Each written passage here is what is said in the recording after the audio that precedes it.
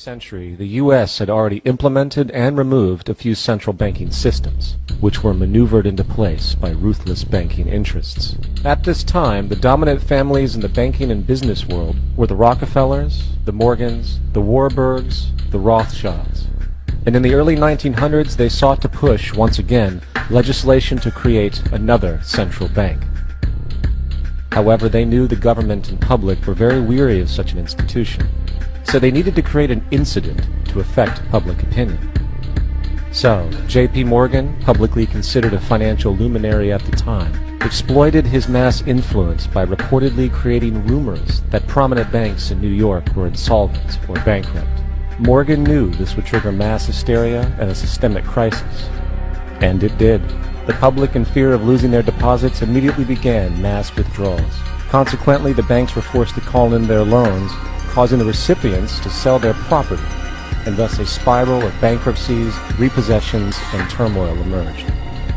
Putting the pieces together years later, Congressman Charles Lindbergh wrote, "The King bankers put in motion in 1907 a great scheme.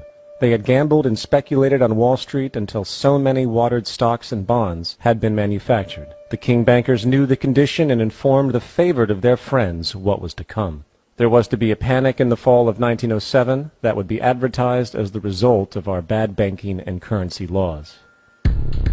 The panic of 1907 led to a congressional investigation headed by Senator Nelson Aldrich, who had intimate ties to the financial powers and later became part of the Rockefeller family through marriage.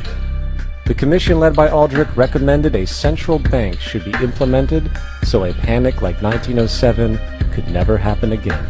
This was the spark that the bankers needed to initiate their plan. And in 1910, a secret meeting was held at a J.P. Morgan estate on Jekyll Island off the coast of Georgia. It was there that the central banking bill called the Federal Reserve Act was written.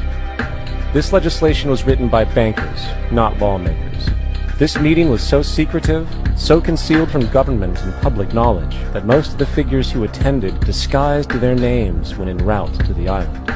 After this bill was constructed, it was then handed over to their political frontman, Senator Nelson Aldrich, to push through Congress.